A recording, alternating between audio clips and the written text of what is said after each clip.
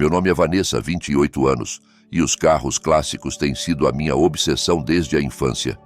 Trabalhei 70 horas por semana durante 5 anos seguidos para finalmente comprar o carro dos meus sonhos, um lindo Corvette Stingray de 1969. A minha família sempre me apoiou, mas às vezes eles ultrapassam os limites sem pensar. Nunca imaginei voltar da minha viagem de negócios e encontrar o meu bem mais precioso desaparecido. Quando perguntei onde estava o meu carro, a minha mãe até fez uma careta dizendo: "Graças ao teu carro, a nossa filha está a divertir-se à grande." Eu ri-me e ela reagiu. O que é tão engraçado? Antes de vos contar o que aconteceu a seguir, digam-me nos comentários de onde estão a ver. Carreguem no botão de subscrever se já tiveram familiares que acham que as vossas coisas são deles para usar como quiserem. Acreditem, vão querer ver como tudo isto acabou. O meu amor pelos carros clássicos começou quando eu tinha apenas 7 anos. Todos os sábados de manhã, o meu avô vinha buscar-me na sua velha carrinha a roncar e levava-me para a garagem dele, onde restaurava automóveis antigos. Aquelas manhãs eram sagradas para mim. Enquanto as outras crianças viam desenhos animados, eu aprendia a mudar o óleo, a trocar velas e a identificar peças do motor. "Nessie", dizia o meu avô, usando o apelido especial que me dava, "os carros não são só máquinas. Têm personalidades, almas mesmo." Eu acreditava nele completamente, especialmente quando me mostrou o bem mais precioso dele, um Corvette Stingray de 1969 em vermelho rally. As curvas daquele carro, o ronronar do motor, a forma como a luz dançava na sua superfície polida, era pura magia para mim. Um dia sussurrei para mim mesma na primeira vez que o vi: "Vou ter um exatamente igual a este." Era uma promessa que fiz a mim mesma naquele dia, uma que moldaria o meu futuro de formas que nunca poderia imaginar. Os meus pais, Roberto e Diana, nunca compreenderam bem o meu interesse pouco feminino por carros. "Por que não te interessas por balete ou pintura?" suspirava a minha mãe sempre que eu chegava a casa com gordura debaixo das unhas. O meu pai só abanava a cabeça com uma mistura de confusão e leve desapontamento. A reação deles à minha irmã Helena era completamente diferente. 4 anos mais nova do que eu, Helena era tudo o que eu não era aos olhos deles: delicada, tradicionalmente feminina e interessada nas coisas certas. Quando ela quis aulas de dança aos 6 anos, os meus pais inscreveram-na imediatamente no estúdio mais caro da cidade. Quando eu pedi aulas de mecânica aos 12, a minha mãe riu-se e disse que não podíamos pagar atividades extracurriculares naquele ano. Este padrão continuou durante toda a nossa infância. Helena recebia roupas de marca, eu recebia roupas usadas. Helena teve uma festa de 16 anos com 50 convidados, eu tive um bolo e um cartão. Helena recebeu um carro novo na formatura, eu recebi isenções de taxas de inscrição na universidade e uma palestra sobre empréstimos estudantis. Não me interpretem mal, eu adorava a minha irmã. Não era culpa dela, mas a disparidade no tratamento era impossível de ignorar. Mudei-me para a universidade, determinada a criar o meu próprio caminho. Trabalhei em 3 empregos enquanto mantinha uma média de 20 valores em finanças. Depois da formatura, consegui um emprego num banco de investimento prestigiado em Lisboa. As horas eram brutais, mas a compensação valia a pena. Vivi de forma frugal, partilhando um apartamento com 2 colegas e levando almoço de casa todos os dias. Cada euro extra ia para a minha conta poupança, destinado a um propósito específico, o meu carro de sonho. Enquanto os colegas gastavam em roupas de designer e férias exóticas, eu mantive os olhos no prêmio. 5 anos de semanas com mais de 70 horas de trabalho, vida social mínima e poupança disciplinada. E então, finalmente, depois de anos a pesquisar fóruns online e sites de leilões, encontrei-o, um Corvette Stingray de 1969 em vermelho rally, exatamente como o do meu avô. O dono era um colecionador no Alentejo que estava a reduzir a coleção. O preço: 85 mil euros. Cada cêntimo que eu tinha poupado. O dia em que levei aquele carro para casa foi um dos mais emocionais da minha vida. O meu avô tinha falecido 2 anos antes. mas senti a presença dele ao meu lado no banco do passageiro enquanto conduzia pela autoestrada. Conseguimos, avô. Sussurrei com lágrimas a escorrer pelo rosto. Aquele carro representava mais do que uma simples compra para mim. Era um testemunho do meu trabalho árduo, da minha independência e, mais importante, uma ligação ao homem que acreditara em mim quando mais ninguém o fazia. O meu namorado João compreendia isso perfeitamente. Tínhamos nos conhecido numa exposição de carros clássicos 6 meses depois de eu comprar o Corvette. Ele tinha uma réplica de um Stingray de 1969, um facto que nos deu imediatamente algo para conversar. Ao contrário da minha família, João entendia. Ele compreendia por que é que eu preferia passar uma tarde de sábado a mudar o meu próprio óleo do que a fazer compras no centro comercial. Respeitava o valor sentimental do meu carro e partilhava a minha paixão por preservar a história automóvel. Durante 2 anos aquele carro foi o meu orgulho e alegria. Meio só o conduzia em dias de tempo perfeito e guardava-o adequadamente durante os invernos rigorosos de Lisboa. Nunca imaginei que a maior ameaça ao meu amado Corvette viesse não dos elementos ou ladrões, mas da minha própria família. A chamada veio numa terça-feira à tarde. A minha chefe, Verônica, queria-me no escritório dela imediatamente. Enquanto caminhava pelo longo corredor até ao escritório dela no canto, a minha mente corria por cenários possíveis, a maioria negativos. Estaria a ser despedida? Teria cometido um erro na conta Henderson? Vanessa, disse Verônica quando entrei, com uma expressão indecifrável. Como está o teu japonês? Pisquei os olhos de surpresa. Conversacional no máximo. Fiz 3 anos na universidade. Ela acenou com a cabeça, aparentemente satisfeita. Bom o suficiente. Preciso de ti em Tóquio. A Peterson Financial está a querer expandir o portfólio asiático e pediram especificamente alguém que entenda tanto a cultura de negócios americana como a japonesa. Isto era enorme. A Peterson Financial era um potencial cliente que valia milhões para a nossa firma. Consegui-los significaria bônus, promoções e avanço sério na carreira. Os parceiros seniores e eu concordamos. És a melhor pessoa para isto. Vais liderar a equipa de apresentação em Tóquio. Fiquei sem palavras. Colegas seniores com décadas mais de experiência estavam a ser preteridos por mim. Esta era a oportunidade de uma vida. É uma viagem de 3 semanas, continuou Verônica. Partes na sexta-feira. A minha assistente vai enviar-te os detalhes por e-mail. 3 semanas longe de casa era mais tempo do que alguma vez tinha estado ausente. Embora estivesse entusiasmada com a oportunidade, a minha mente foi imediatamente para o meu Corvette. O meu bairro em Lisboa tinha sofrido uma onda de assaltos a carros recentemente e a ideia de deixar o meu bebê desprotegido por tanto tempo deixava-me nervosa. Depois de considerar várias opções, decidi que o lugar mais seguro seria na casa suburbana dos meus pais em Cascais. Eles tinham uma garagem espaçosa, um bairro tranquilo com baixas taxas de criminalidade e, apesar da nossa relação complicada, confiava neles pelo menos para fornecer armazenamento seguro. Nessa quinta-feira à noite, conduzi os 40 minutos até a casa dos meus pais. O pai estava a cortar a relva quando cheguei e parou para admirar o Corvette enquanto estacionava na entrada. Ainda uma beleza, disse ele, passando a mão pelo capô. O teu avô ficaria orgulhoso. A mãe apareceu à porta da frente limpando as mãos num pano de cozinha. Vanessa, que surpresa! Ficas para jantar? Expliquei sobre a viagem a Tóquio e o meu pedido para deixar o carro na garagem deles durante 3 semanas. Claro, disse o pai imediatamente. Temos espaço de sobra desde que a Helena levou as coisas dela para o novo apartamento. Isso é notícia maravilhosa sobre a tua viagem, acrescentou a mãe, embora eu pudesse ver que ela não compreendia totalmente a importância da oportunidade. Mas 3 semanas é tanto tempo. O teu chefe vai ficar chateado se voltares para casa no fim de semana pelo meio. Expliquei que os negócios internacionais não funcionavam assim e, eventualmente, ela pareceu entender. Enquanto o pai me ajudava a meter o Corvette na garagem, dei-lhe instruções detalhadas. Precisa de ser ligado uma vez por semana e deixado a trabalhar durante 15 minutos, mas por favor não o conduzam. A situação do seguro é complicada.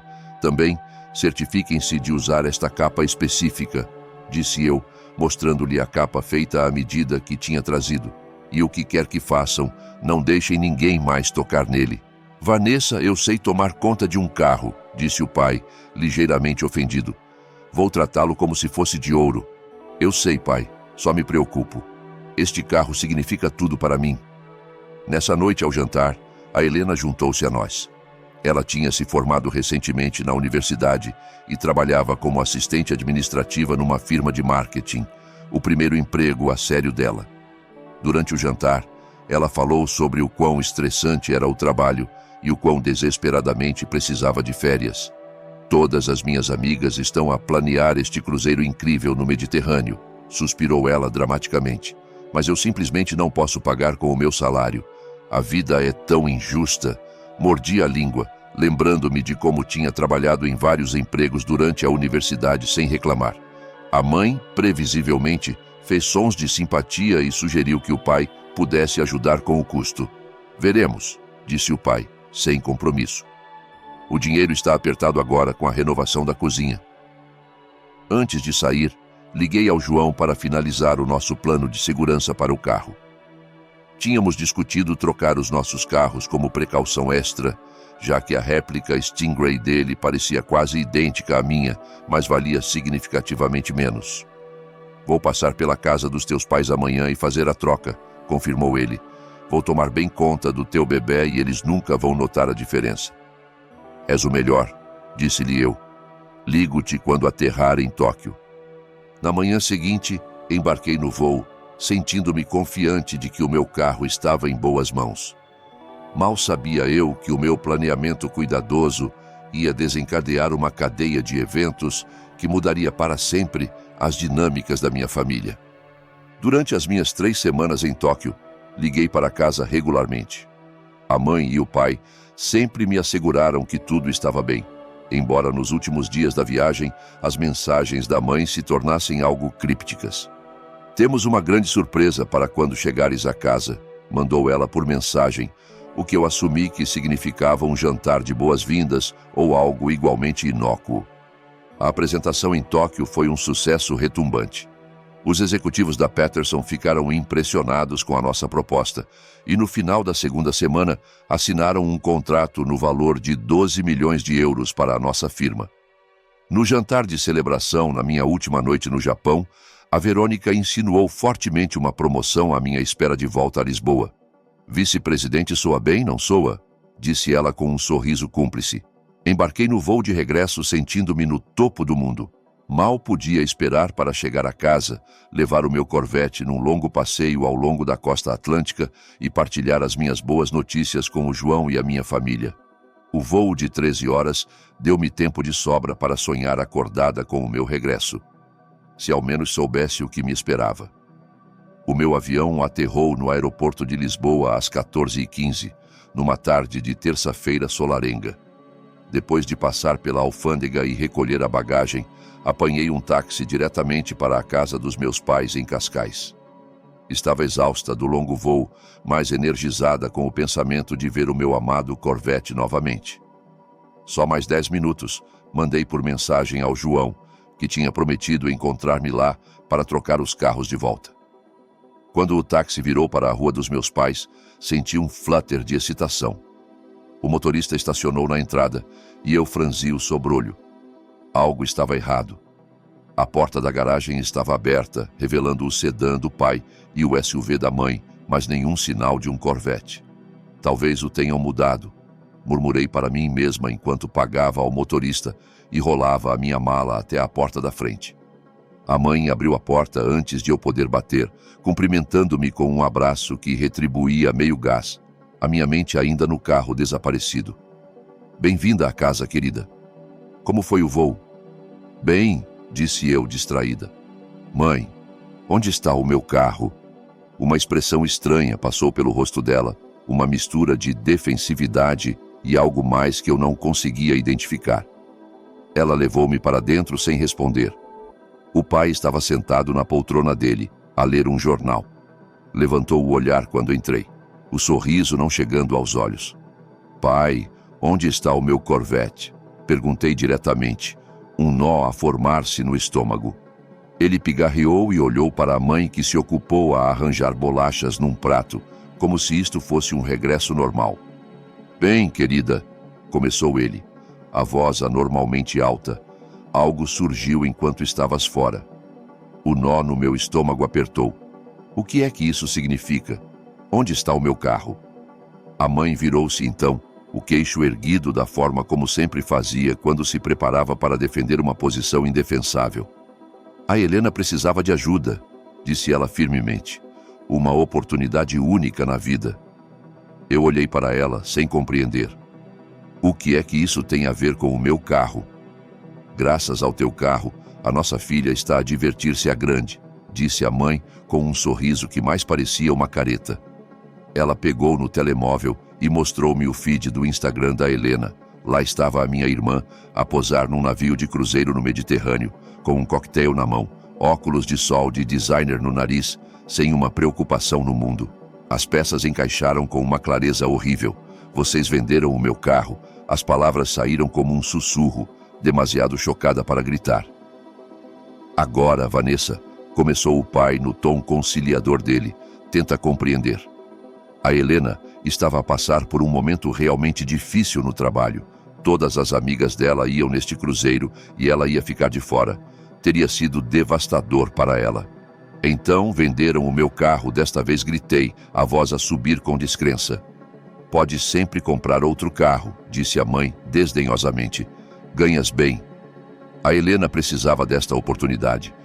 Precisava de fazer contactos com as pessoas certas, fazer ligações para a carreira dela. Senti-me como se estivesse num pesadelo bizarro. As minhas mãos começaram a tremer enquanto o impacto total me atingia. Aquele carro estava registrado no meu nome.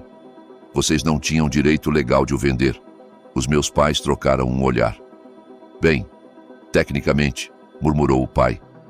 Dissemos ao comprador que estavas a vendê-lo e que nos tinhas autorizado a tratar da transação.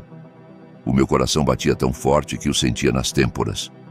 O quarto parecia girar ligeiramente enquanto tentava processar o que eles tinham feito. Vocês têm ideia do que aquele carro significava para mim? A minha voz falhou. Não era só transporte. Era uma ligação ao avô. Era o resultado de 5 anos de sacrifício. É só um carro, Vanessa, disse a mãe, o tom endurecendo. A família é que importa. A Helena é a tua irmã. Ela precisava disto. E eu não importo. Os meus sentimentos, a minha propriedade, os meus limites, nada disso conta. Não sejas tão dramática, troçou a mãe. Sempre foste tão materialista, tão focada em coisas. A Helena está a lutar contra a depressão. O cruzeiro foi terapêutico para ela. Depressão? Ecoei, incredulamente. Desde quando? Ela tem estado muito estressada no trabalho, ofereceu o pai fracamente. O chefe dela é exigente. Eu ri-me. Um som áspero sem humor. Bem-vinda à vida adulta. Trabalhei 70 horas por semana durante 5 anos para pagar aquele carro. Alguma vez consideraram vender as vossas coisas para me facilitar a vida? Isso é diferente, disse a mãe, ficando defensiva. Sempre foste a forte. A Helena é sensível, precisa de mais apoio. O duplo padrão era tão flagrante que me tirou o fôlego. Por um momento, só fiquei ali, tremendo de raiva e descrença. Depois, uma ideia ocorreu-me. Quanto venderam? Exigi. Mais olhares desconfortáveis entre os meus pais. Finalmente o pai respondeu. 50 mil euros. Eu ofeguei.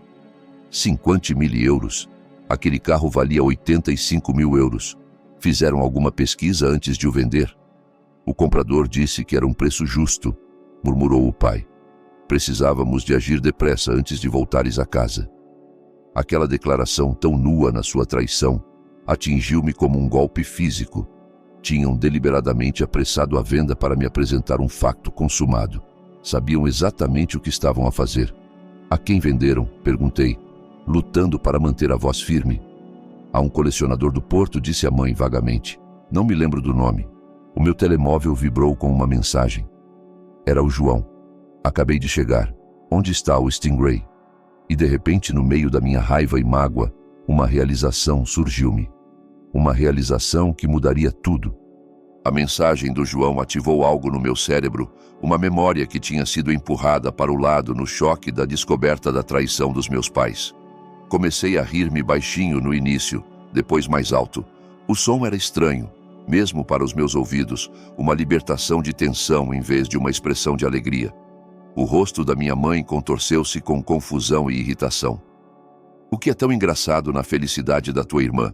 exigiu ela. Respirei fundo, tentando recompor-me. "Sabes o que é engraçado, mãe? Vocês roubaram e venderam um carro que não era meu." O pai franziu o sobrolho. "Do que estás a falar? Nós vimos te conduzi-lo até aqui." Eu levantei um dedo, sinalizando para esperarem, e saí para cumprimentar o João, que agora estava na entrada, parecendo confuso.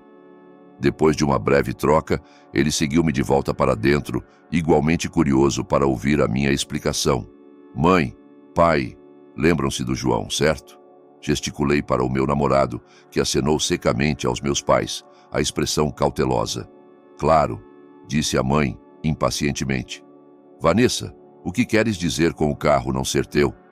Eu sorri, sentindo uma estranha calma assentar sobre mim.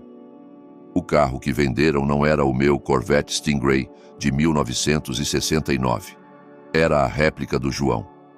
A cor sumiu dos rostos dos meus pais enquanto eu explicava o arranjo de troca de carros que o João e eu tínhamos feito por razões de segurança.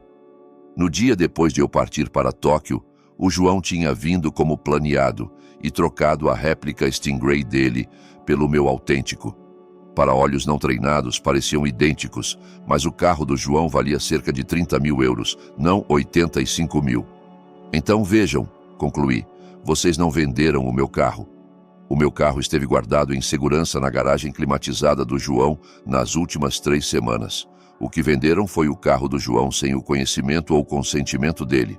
Mas", gaguejou o pai, "parecia exatamente igual ao teu." "Esse era o ponto", disse o João, falando pela primeira vez. "São supostos parecerem iguais por fora, mas o meu é uma réplica construída em 2004 para parecer um Stingray de 69. O da Vanessa é um clássico autêntico que vale quase 3 vezes mais." "Oh, meu Deus", sussurrou a minha mãe, afundando-se numa cadeira. "O que fizemos?" "Vocês cometeram fraude", disse eu secamente. "Venderam propriedade que não vos pertencia nem a mim. Falsificaram documentos. Mentiram a um comprador." "Podemos ir para a prisão", disse o pai, o rosto cinzento. "Sim", concordou o João, a voz dura. "Podem. Roubo de automóvel acima de 20 mil euros é um crime grave em Portugal. Adicionem fraude eletrônica se receber um pagamento eletrônico. Cada acusação pode levar até 15 anos. A mãe começou a chorar. Soluços altos e dramáticos que outrora poderiam ter me manipulado para a consolar. Hoje não. "Como é que íamos saber que não era o teu carro?" lamentou ela. "Enganaste-nos." "Eu não vos enganei", corrigia. "Confiei no João para proteger a minha propriedade porque sabia em algum nível que a minha própria família não era de confiança." Claramente tinha razão. "Tens de nos ajudar a resolver isto", suplicou o pai, parecendo de repente mais velho do que os seus 60 anos. "Não podemos ir para a prisão. Não sabíamos." "A ignorância não é defesa legal", apontou o João. "E nem a lealdade familiar. Venderam o meu carro sem permissão. Isso é roubo. Ponto final." O meu telemóvel vibrou novamente, desta vez com uma chamada de um número desconhecido. Atendi hesitante. "É a Vanessa Mendes?" perguntou uma voz masculina. "Sim, quem fala?" "Sou o Pedro Duarte. Comprei recentemente um Corvette Stingray de 1969 aos seus pais em seu nome. Parece haver um problema com a transferência do título." Os meus olhos fixaram-se nos dos meus pais, que me olhavam com medo nu. Naquele momento, tinha uma escolha a fazer. Podia atirá-los debaixo do autocarro, contar imediatamente a este estranho a verdade sobre o roubo e fraude deles. Ou podia ganhar algum tempo para descobrir uma solução que entregasse justiça, sem destruir completamente a minha família.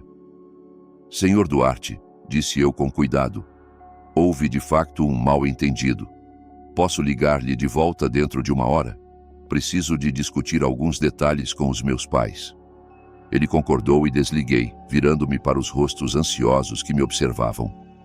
Era o vosso comprador, informei-os. Está a ter problemas com a transferência do título, provavelmente porque o carro está registrado no nome do João, não no meu. Então agora temos uma decisão a tomar. Por favor, Vanessa, suplicou a mãe, o make-up borrado com lágrimas. Por favor, ajuda-nos. Nunca quisemos magoar ninguém. Exceto a mim, apontei eu. Estavam perfeitamente bem em magoar-me. Pensamos que compreenderias, disse o pai fracamente. A família ajuda a família. É isso mesmo? Perguntei, a voz carregada de sarcasmo. Então acho que está na hora de ajudarem o João, já que foram vocês que roubaram dele. Os meus pais olharam para o João com novo medo nos olhos, percebendo de repente que o destino deles descansava não só nas minhas mãos, mas também nas dele. O que queres que façamos? Perguntou o pai diretamente a ele. O João cruzou os braços, a expressão severa. Primeiro, quero saber exatamente quem tem o meu carro e quanto pagaram. Depois podemos começar a descobrir como resolver isto. Enquanto os meus pais procuravam a informação do comprador, saí com o João para termos uma conversa privada. Parados na entrada onde o meu Corvette devia estar, falamos em tons baixos sobre as nossas opções. Não consigo acreditar que fizeram isto, disse ele abanando a cabeça. Os teus próprios pais. Acredita, disse eu sombriamente. Sempre favoreceram a Helena. Só nunca pensei que fossem tão longe.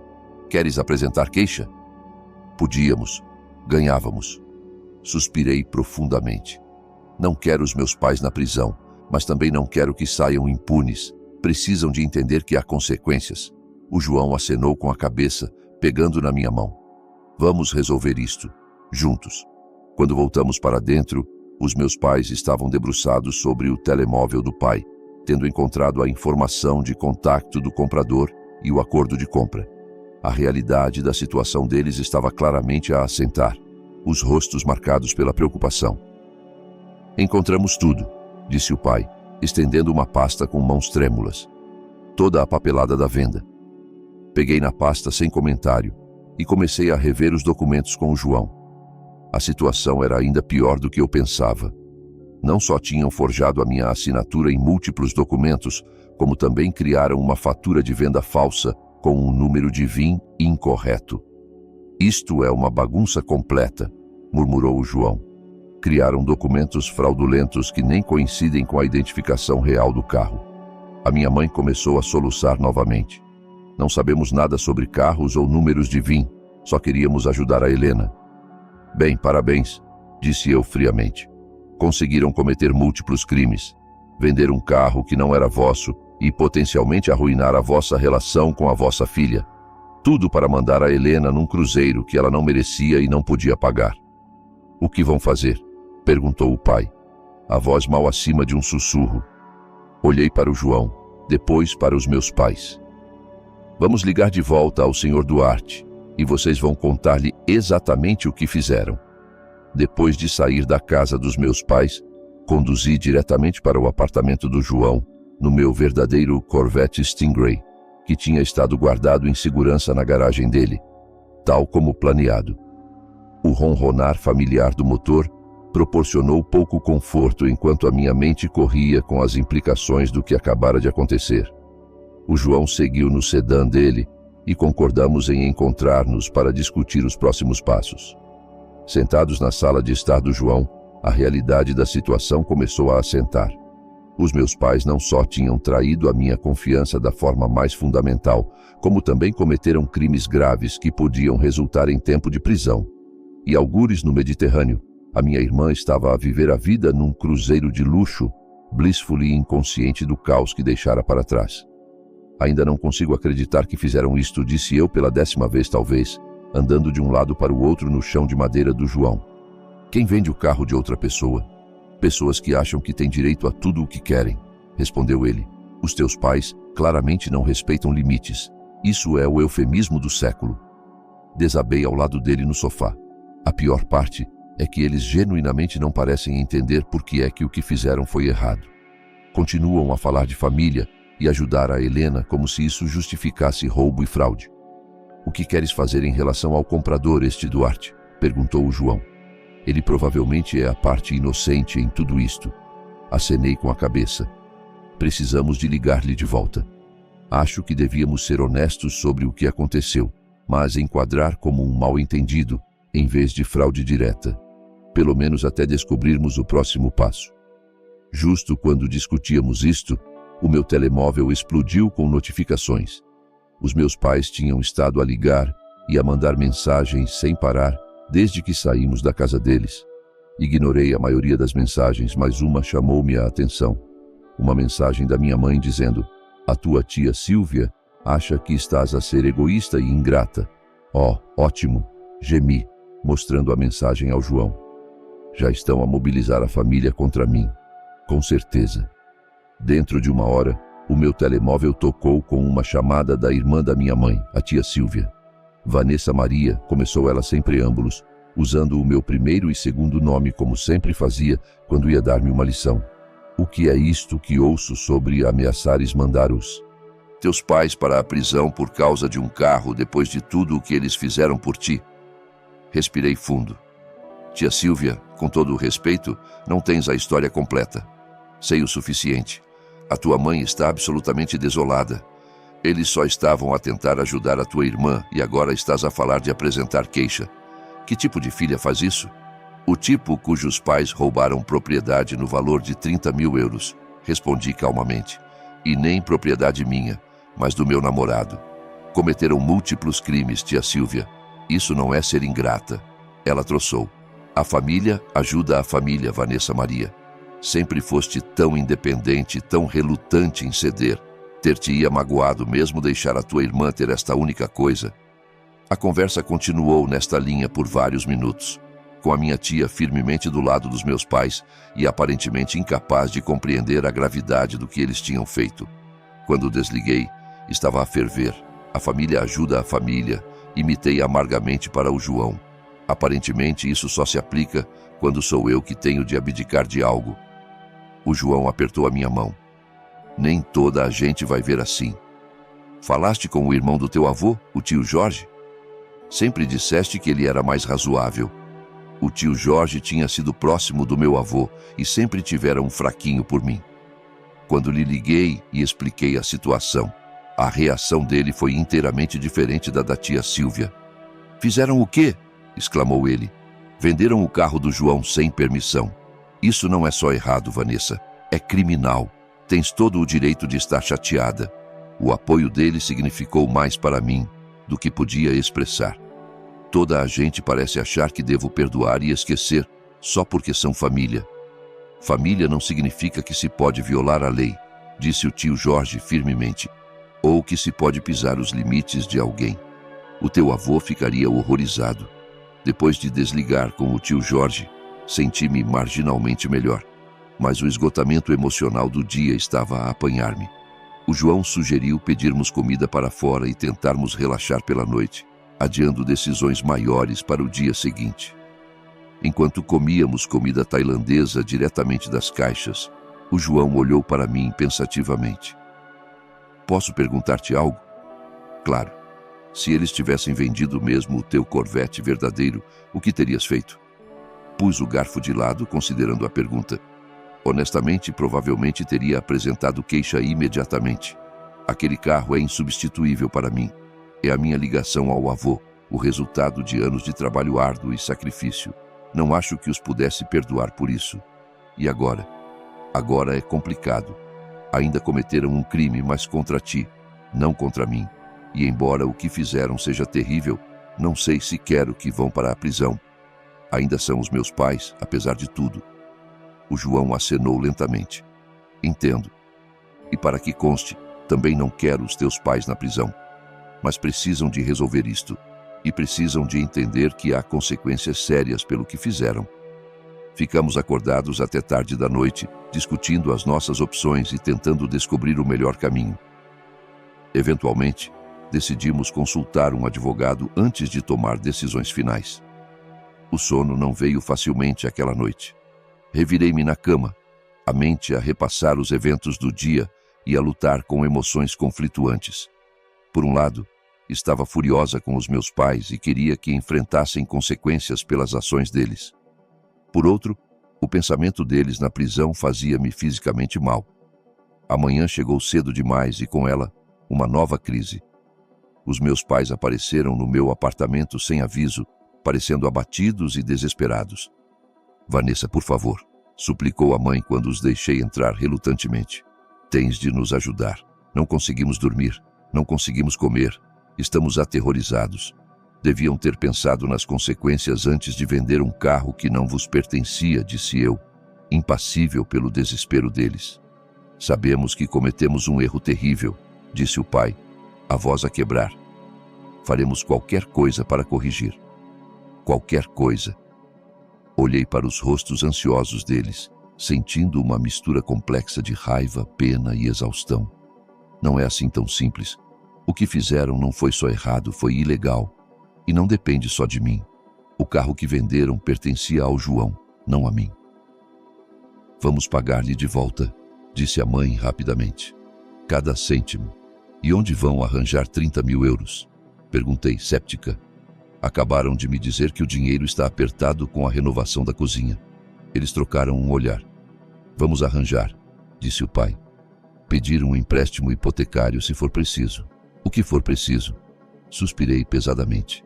Olhem, vamos encontrar-nos com um amigo advogado esta tarde para discutir opções. Até lá, não tenho mais nada a dizer-vos. Por favor, Vanessa, suplicou a mãe. Pelo menos diz-nos que não vais apresentar queixa. Não. Podemos ir para a prisão. Simplesmente não podemos. Essa não é uma promessa que possa fazer agora, disse eu firmemente. Precisam de ir embora. Ligar-vos-ei depois de falar com o advogado. Enquanto fechava a porta atrás deles, encostei-me a ela, de repente exausta apesar da hora cedo. O que quer que acontecesse a seguir, sabia que a minha relação com os meus pais nunca mais seria a mesma.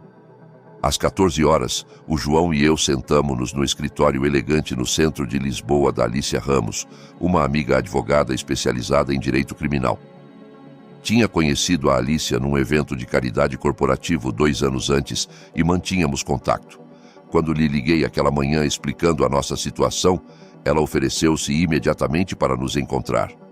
Deixem-me certificar-me de que entendo corretamente, disse a Alicia, revendo as notas que tinha tomado durante a nossa explicação. Os vossos pais venderam o carro do João sem permissão. Falsificaram documentos, incluindo uma fatura de venda com a tua assinatura. Forneceram um número de VIN incorreto ao comprador e usaram o dinheiro para financiar as férias da tua irmã. É isso? Sim, confirmei. Resume tudo. A Alicia encostou-se na cadeira, a expressão grave. Não vou adoçar.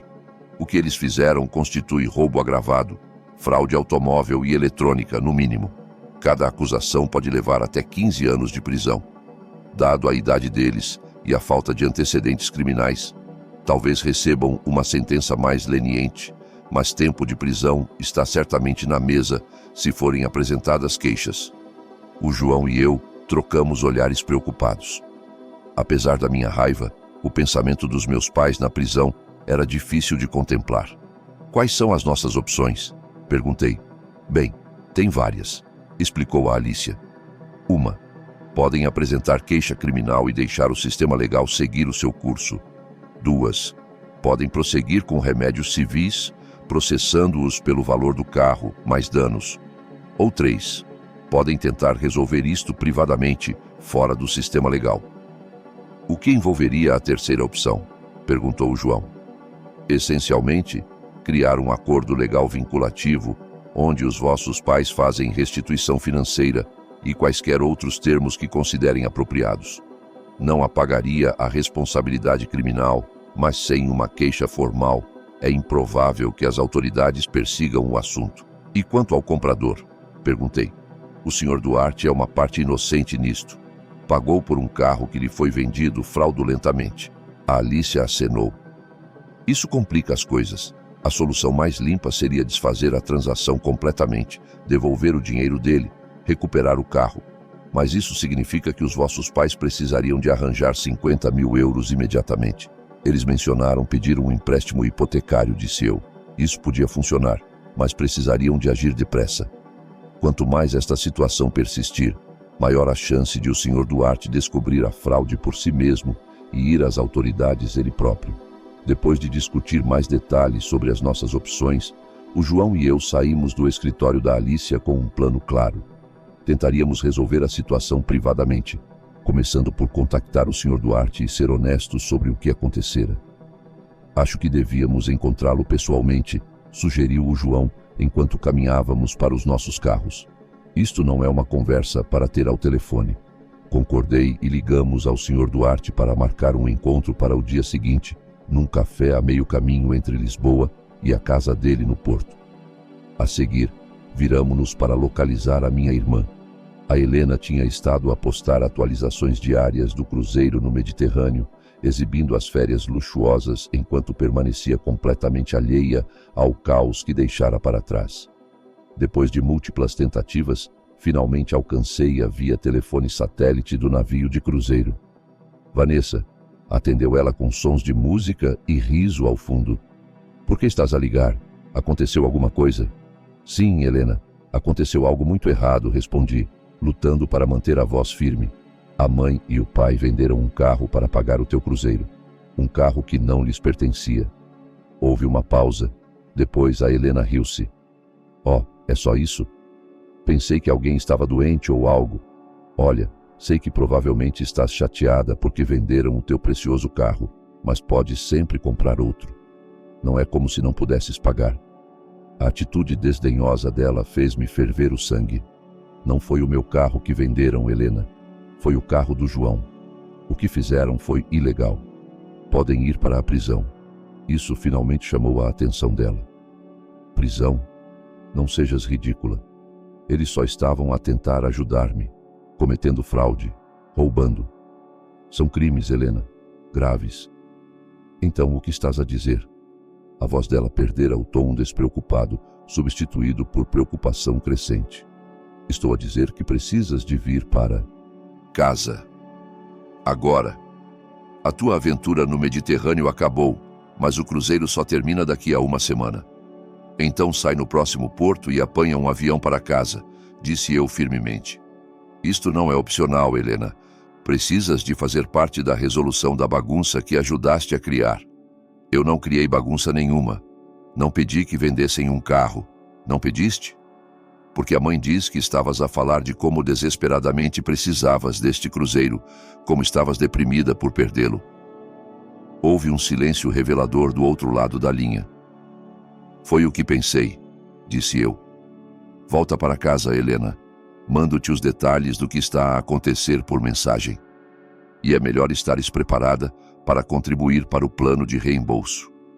No dia seguinte, o João e eu encontramo-nos com o Pedro Duarte, um entusiasta de carros clássicos de meia-idade que tinha comprado a réplica Corvette do João. Ele ficou compreensivelmente chateado quando explicamos a situação. Então deixem-me perceber bem, disse ele, o rosto a corar. Comprei um carro roubado com documentos falsos. Tecnicamente sim, admiti, embora os meus pais argumentassem que pensavam ter permissão para vendê-lo. Não é assim que a permissão funciona, disse o Sr. Duarte irritado. Gastei 50 mil euros naquele carro. Já o registrei no meu nome, adicionei ao seguro. Isto é uma bagunça. Entendemos, disse o João calmamente, e queremos resolver. Estamos preparados para oferecer um reembolso total dos 50 mil euros, mais 5 mil euros adicionais pela inconveniência e quaisquer despesas que tenha tido.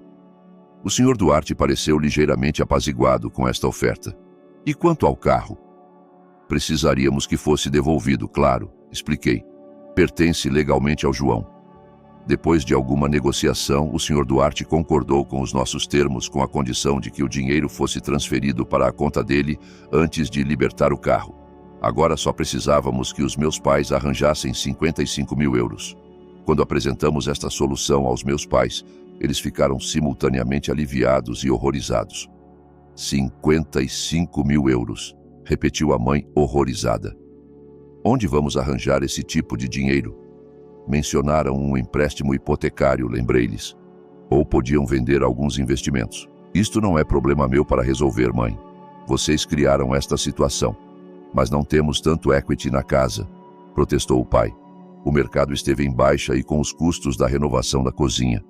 Então sugiro que comecem a olhar para outras opções, disse o João firmemente. Porque agora isto é a única coisa entre vós e potenciais acusações criminais. Talvez possamos arranjar 40 mil, ofereceu o pai depois de uma conversa sussurrada com a mãe. Mas não 55. O João abanou a cabeça. Não chega. O montante total precisa de ser reembolsado, mais compensação pelo meu tempo e estresse. Se não conseguirem, talvez a Helena deva contribuir, já que beneficiou do roubo. A Helena? A mãe pareceu chocada com a sugestão. Mas ela está só a começar a carreira. Mal ganha o suficiente para cobrir a renda. Então não devia estar a fazer cruzeiros no Mediterrâneo, devia? Apontei eu. As ações têm consequências, mãe. Para toda a gente, não só para mim. Levou mais 2 dias de negociações tensas, mas eventualmente formou-se um plano. Os meus pais pediriam um empréstimo hipotecário de 40 mil euros. A Helena, que tinha relutantemente voltado do cruzeiro cedo, contribuiria com 10 mil euros das poupanças dela, que eu suspeitava terem sido largamente financiadas pelos meus pais ao longo dos anos, e venderiam a coleção de joias caras da mãe para cobrir os restantes 5 mil euros. O João insistiu numa condição adicional, um pedido de desculpas formal escrito, reconhecendo o que tinham feito e prometendo nunca mais tocar ou tomar decisões sobre a nossa propriedade. Isto seria assinado e notariado, proporcionando uma camada adicional de proteção caso algo similar acontecesse no futuro. Os meus pais hesitaram nesta última exigência. Um pedido de desculpas é uma coisa, disse a mãe, mas um documento notariado parece extremo. Não tão extremo como a prisão, contrapôs o João. Isto é inegociável. Sem outras opções, eles eventualmente concordaram com todos os nossos termos. A Alicia redigiu a papelada necessária, incluindo um acordo de resolução que especificava a restituição financeira e um cronograma de pagamento. A parte mais difícil do processo foi a reunião familiar que tivemos no meu apartamento. A Helena, agora forçada a enfrentar as consequências das ações dela, alternava entre raiva defensiva e autocomiseração lacrimosa. Por que estou a ser punida? Exigiu ela. Não fui eu que vendi o carro. Não, só manipulaste a mãe e o pai para financiarem umas férias de luxo que não podias pagar. Respondi. Tens 24 anos, Helena. Uma adulta. Está na hora de começares a agir como tal. Isso não é justo. Sempre tiveste ciúmes de mim, porque a mãe e o pai me amam mais. O quarto ficou em silêncio com o surto dela. Até os nossos pais pareciam chocados. É isso que pensas? Perguntei baixinho. Que eles te amam mais? Bem, sempre me deram mais, disse ela, a voz mais pequena agora. Sempre me protegeram, facilitaram as coisas para mim. E olha como isso resultou, disse eu, não unkindly. Tens 24 anos e não te sustentas sozinha. Manipulas-os para te salvarem sempre que a vida fica difícil. Isso não é amor, Helena, é enabling. A minha mãe começou a protestar, mas o meu pai pôs uma mão no braço dela, parando-a. Pela primeira vez, talvez, ele parecia estar verdadeiramente a ouvir. A Vanessa tem razão, disse ele lentamente. Não te fizemos favores nenhuns, Helena. Pensamos que te estávamos a proteger, mas só te impedimos de aprender a estar por ti própria. Este apoio inesperado do meu pai mudou o tom da conversa. Nas horas seguintes, tivemos a discussão mais honesta que a nossa família alguma vez tivera. Houve lágrimas, recriminações e admissões dolorosas, mas no final, algo mudou. Foi como se uma ferida antiga e purulenta tivesse finalmente sido lancetada, permitindo o início de uma cura verdadeira. A semana seguinte foi um turbilhão de atividade. Os meus pais garantiram o empréstimo hipotecário. A Helena transferiu relutantemente a contribuição dela da conta poupança. A minha mãe vendeu várias peças de joias através de uma loja de consignação. E o João e eu coordenamos com o Sr. Duarte para completar a troca do carro. O dia em que os meus pais se encontraram com o João para se desculparem formalmente foi tenso, mas necessário. A minha mãe, que sempre fora orgulhosa ao extremo, lutou para dizer as palavras. Estamos verdadeiramente arrependidos, João, disse finalmente o pai quando ficou claro que a mãe não conseguia. O que fizemos foi errado, ilegal e desrespeitoso. Traímos a tua confiança e a da Vanessa. Não temos desculpa. O João aceitou o pedido de desculpas com graça, embora eu soubesse que levaria tempo para perdoar completamente. O documento notariado foi assinado, o dinheiro transferido para o senhor Duarte e o carro do João foi devolvido, felizmente sem danos. Enquanto conduzíamos para longe do escritório do advogado, com a réplica Corvette do João a seguir atrás de nós, senti um peso a levantar-se dos meus ombros. A situação estava longe de perfeitamente resolvida, e o fallout emocional continuaria por algum tempo, mas a crise imediata fora evitada. Obrigada, disse ao João, estendendo a mão para a dele através do console, por seres tão compreensivo em tudo isto. É o que os parceiros fazem. Enfrentamos desafios juntos.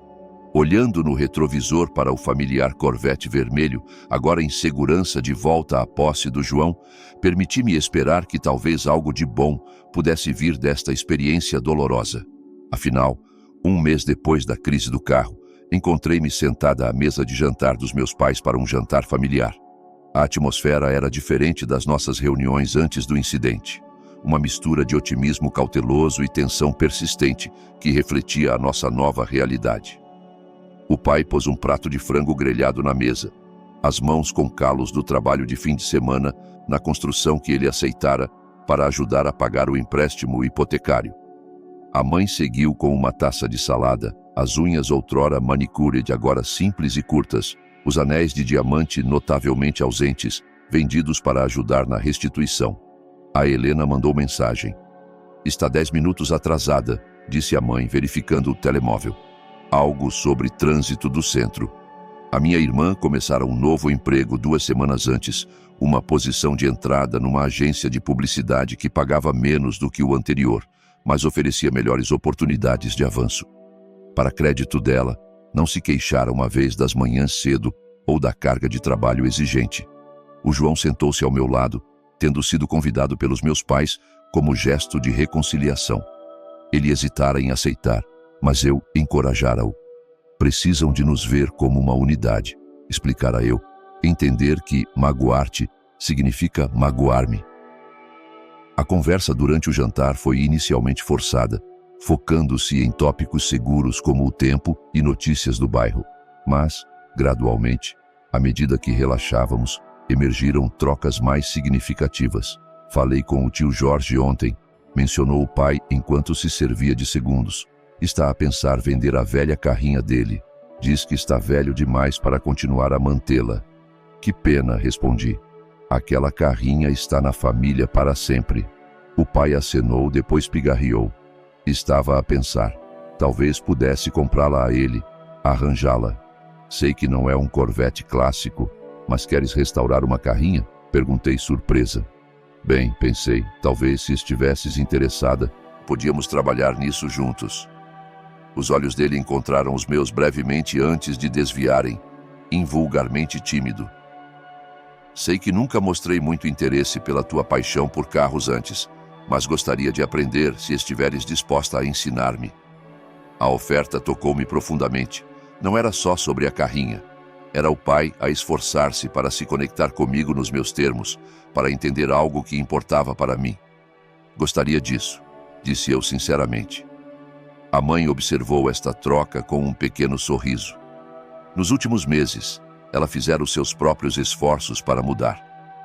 As sessões de terapia familiar que tínhamos estado a frequentar semanalmente ajudaram-na a reconhecer o padrão dela de violações de limites e favoritismo.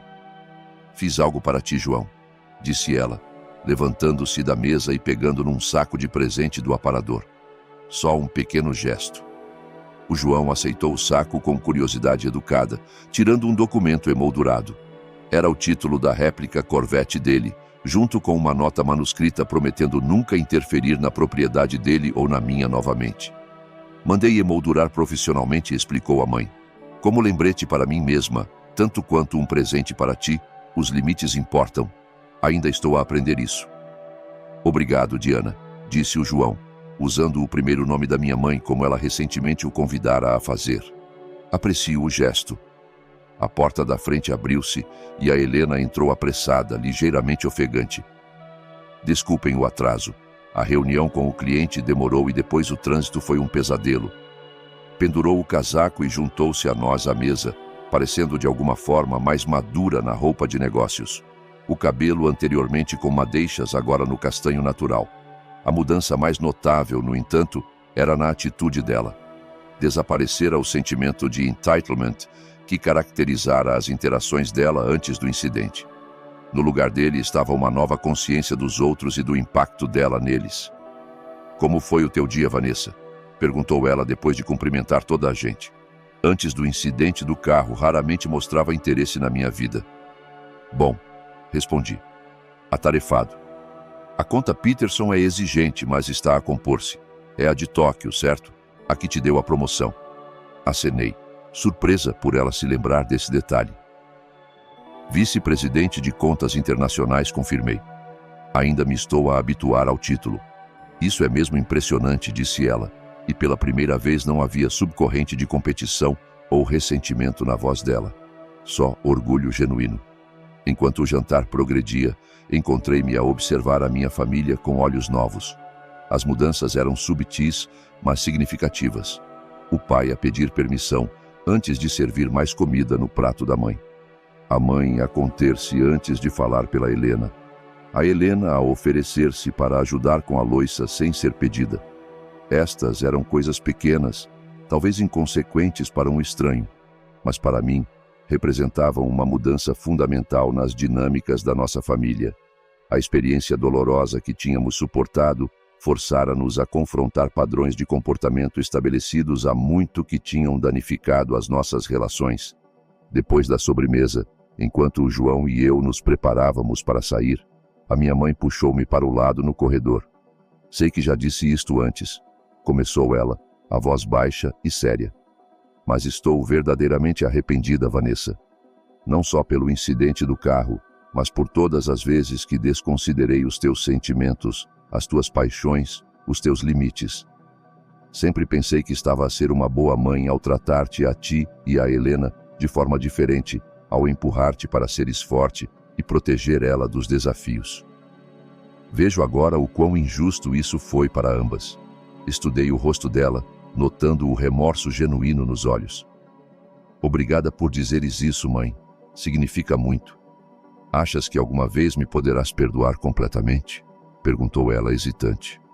Considerei a pergunta com cuidado. Acho que o perdão é um processo, não um momento único.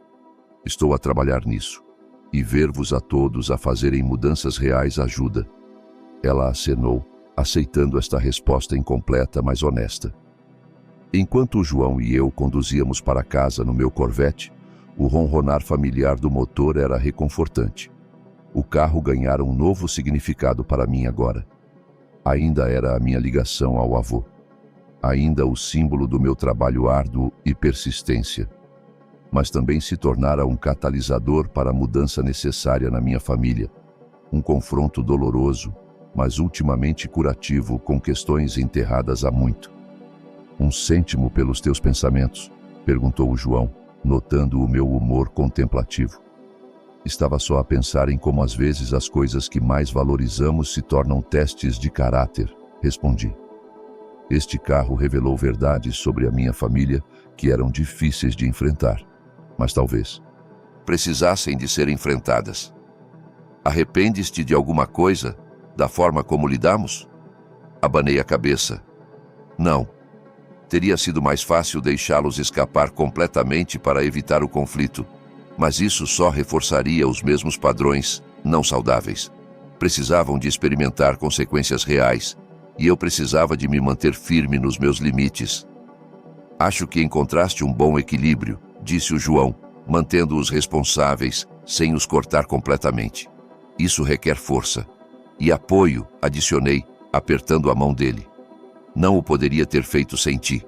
Na manhã seguinte, levei o Corvette num longo passeio ao longo da costa atlântica, algo que tinha feito inúmeras vezes antes. Mas hoje sentia-se diferente. Enquanto o vento corria pelo meu cabelo e o sol brilhava no capô polido do carro, senti uma sensação de paz que não experimentava há anos. O carro ainda era só um carro, um objeto de metal, borracha e vidro, mas o que representava evoluíra. Agora, simbolizava não só a minha ligação ao passado, mas o meu compromisso com o meu próprio valor, a minha recusa em ser diminuída ou desconsiderada, mesmo por aqueles que afirmam amar-me. Talvez a lição mais valiosa de toda esta provação tenha sido aprender que defender-se a si próprio não significa abandonar aqueles que ama. Significa amá-los o suficiente para estabelecer limites que permitam respeito mútuo e crescimento. Significa encontrar a força para dizer: isto não é aceitável, enquanto ainda se deixa espaço para reconciliação. Enquanto estacionava de volta no meu complexo de apartamentos, pensei na jornada que a nossa família embarcara, as sessões de terapia, as conversas difíceis, as pequenas escolhas diárias para fazer melhor. Nada disso era fácil, mas tudo era necessário. A estrada à frente não seria perfeitamente suave. Velhos hábitos morrem devagar e haveria inevitavelmente recaídas e desacordos. Mas pela primeira vez na minha vida adulta, sentia-me esperançosa sobre o futuro da minha família. Confiante de que estávamos a mover-nos na direção certa e que, mais do que qualquer carro ou posse, isso era verdadeiramente inestimável. Já tiveram de enfrentar familiares que ultrapassaram os vossos limites? Como equilibraram responsabilizá-los enquanto mantinham a relação? Partilhem as vossas experiências nos comentários abaixo.